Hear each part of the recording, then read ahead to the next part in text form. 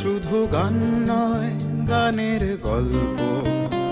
সে ডানা মেলে উড়ে যায় অল্প অল্প একদিন, প্রতিদিন একদিন প্রতিদিন।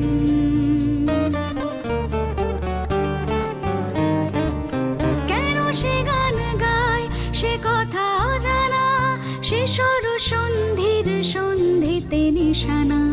কেন সে গান গায় সে কথা অজানা, সে সর সন্ধির সন্ধিতে নিশানা। সে কাকে ডাকে কে মনে রাখে, আলো ছায়া মাখা হারানো দিন। সে শুধু গান নয়, প্রাণের স্পন্দন, যার কথা মালা হয়ে ওঠে চন্দন, সুবাসে প্রতিদিন, একদিন প্রতিদিন।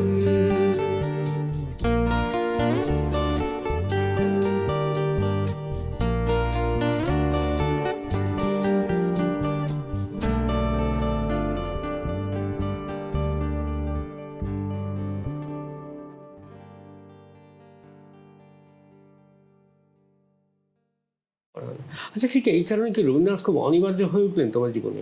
একদমই একদমই, মানে এটা নিয়ে কোনো প্রশ্নই নেই, কোনো প্রশ্নই নেই। মানে আমি ধরো আমার খিদে আছে, অন্যান্য নানান ধরনের গান গাইবার খিদে আছে, চাহিদা আছে।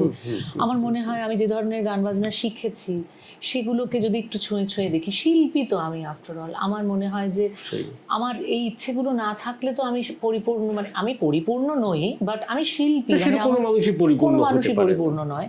তো সেই চাহিদাটা আমার আছে, কিন্তু এই যে পথ চলতে চলতে জীবনবোধের সাথে রবীন্দ্রনাথের মিশে যাওয়া আর বিভিন্ন গানের সাথে আমার জীবনবোধ মিশে যাওয়া, এই দুটোর মধ্যে কিন্তু একটা তফাৎ এখনো আছে। দ্বিতীয়টা কিন্তু এখনো পুরোপুরি হয়নি, আমি হওয়াতে পারিনি। যে কারণে মানে রবীন্দ্রনাথকে অনেক সময় আমাদের মনে হয় সেই অবশ্যই সেই গঙ্গা জলে গঙ্গা পুজো, মানে কোন আলোতে প্রাণের প্রদীপ জ্বালিয়ে তুমি ধরায় আসো, সাধক হোগো প্রেমিক হোগো পাগল হোগো ধরায় আসো, মানে এতগুলো রূপ একটা মানুষের মধ্যে আর কি, সে অনিবার্য হবে না তো কে হবে না? হ্যাঁ আসলে তাই, মানে এমন এমন সময় এসে লোকটা হাত ধরেছে। অনেকেই সমসাময়িক যারা প্রত্যেকেই গাইছেন, কারো বয়স যদি 70 বা 80 হন, তিনি তো এই প্রজন্মে যখন আছেন এই প্রজন্মেই গাইছেন, প্রজন্মেরই গায়ক বলবো। বিভিন্ন মানুষ অত্যন্ত ভালো গাইছেন, অনেক মানুষ আছেন রবীন্দ্রনাথের গান পার্টিকুলারলি, কিন্তু কোথাও কি একটু ওভার এক্সপেরিমেন্ট হচ্ছে তার পারফরমেন্সের মধ্যে? যদি আগেকার মানে আমরা শিল্পীদের ধরি, তারাও সমসাময়িকই বলবো, কারণ তাদের শুনছি প্রত্যেক মুহূর্তে। যদি আমরা নাম কিছু বলি, যেমন হেমন্ত মুখোপাধ্যায়, জর্জ বিশ্বাস, কণিকা বন্দ্যোপাধ্যায়, পূর্বাদাম, ঋতু গুহ, অনেকে, অগুন্তি, তারা যখন গানটা গাইতেন যে একটা সারল্য ছিল, আমি জানি না সেটা আমাদের সেই বয়সে শোনার সারল্য কিনা, কিন্তু ছিল একটা ওভারঅল, এখনো শুনলে মনে হবে একটা সেই সারল্যটা কোথাও আমার কাছে, যেটা রবি ঠাকুর কিন্তু বারবার সঙ্গীত চিন্তায় বলে গেছেন। এই সারল্যটা তোমার কি মনে হয়? তুমি একটু যদি প্রাণ খুলে বলো তাহলে আমাদের বুঝতে সুবিধা হয়। অনেক কিছু মাথার মধ্যে আসছে, আমি জানি না আমি সঠিক বলছি কিনা, কিন্তু আমি আজকে আমার উপলব্ধি নিয়েই আলোচনা হচ্ছে সেহেতু আমি খুব গলাবাজি করেই এই কথাগুলো বলার চেষ্টা করছি, কিন্তু সবই নয়। রবীন্দ্রনাথের ভাষাতেই বলি, কথাতেই বলি, সহজ হবি ওরে মন সহজ হবি। মানে সহজ হওয়া তো সব থেকে কঠিন, বুঝেছো?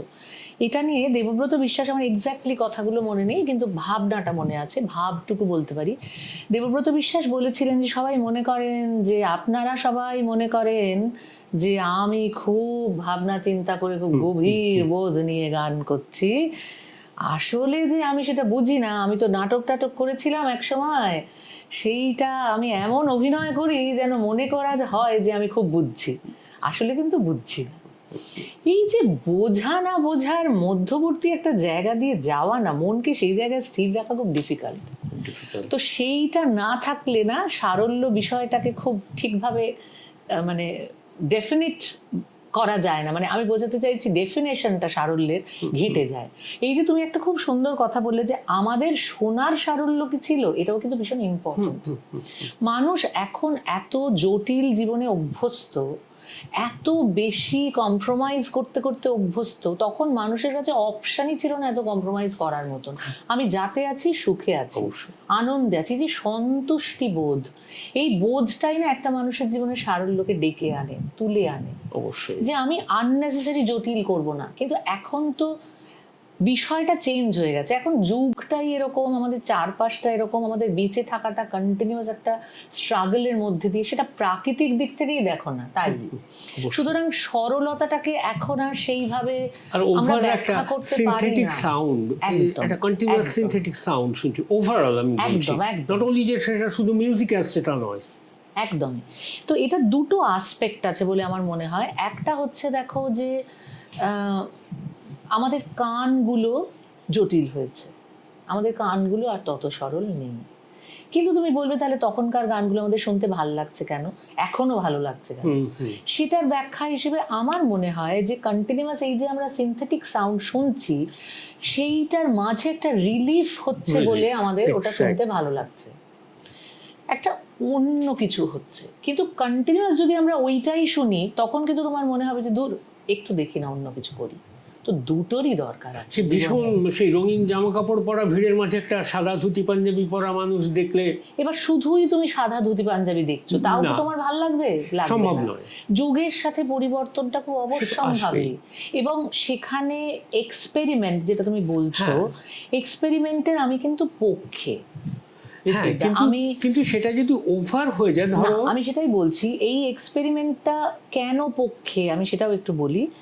গানকে অবিকৃত রেখে, গানের কথা এবং সুর অর্থাৎ সৃষ্টিকে অবিকৃত রেখে, সৃষ্টিকর্তার প্রতি প্রপার শ্রদ্ধাশীল হয়ে যদি আমি একটা মানে কি বলবো, খোল নলচে না বদলে আমি শুধু বাহ্যিকভাবে সেটাকে চেঞ্জ করার চেষ্টা করি। চেঞ্জ শব্দটাও এখানে সঠিক কথা নয়, ভুল বললাম হয়তো, চেঞ্জ বলবো না, আমি সাজানোটাকে যদি আমার মতন করি, মানে এটা আমি সবসময় বলে থাকি, আজকেও এখানে বলছি, আমার এটা বলতে খুব ভালো লাগে তাই বলি। সেটা হচ্ছে দেখো, মা দুর্গাকে আমরা সাবেকি সাজে দেখতেই কিন্তু বেশি অভ্যস্ত। সেখানে ডাকের সাজ বলো, ওই রকম একটা অসম্ভব টানা টানা সুন্দর চোখ, ওইভাবে দেখতে অভ্যস্ত। এবার থিম পুজো কি তা বলে অ্যাকসেপ্টেড হয়নি? আবার যখন থিম পুজো এতই বেশি হচ্ছে, তখন দুটোই আলাদা আলাদা ভাগে ভাগে যেখানে হচ্ছে অনেকগুলো থিম পুজো, আজকে আমরা থিম পুজো দেখবো, কালকে কিন্তু আমরা সব সাবেকি ঠাকুরগুলো দেখতে যাবো। এই বিভাজনটাও তো আছে, হ্যাঁ, যেটা আমাদের গানবাজনার মধ্যেও ভীষণ ভাবেই আছে, এবং দুটোরই প্রয়োজন আছে।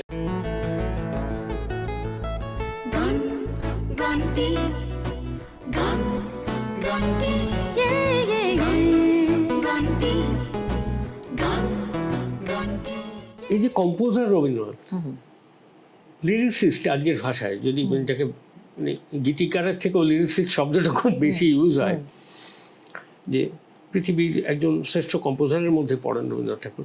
আমরা কিন্তু খুব বেশি তার উপর ওভাররাইড তো করতে পারবো না। এবার এইটাকে হৃদয়ঙ্গম করে তার যে একটা তাকে এক্সিকিউট করছো, তার যে মানে গায়কই তো হচ্ছে গায়কের স্বাধীনতার জায়গা। সেই গায়কিটা তো না থাকলে সেই গায়কের কোনো অস্তিত্বই থাকবে না।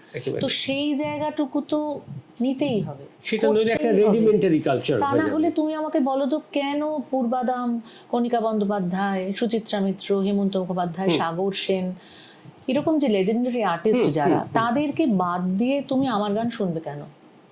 নিশ্চয়ই তুমি এই জেনারেশনকে শুনবে কেন শুনবে?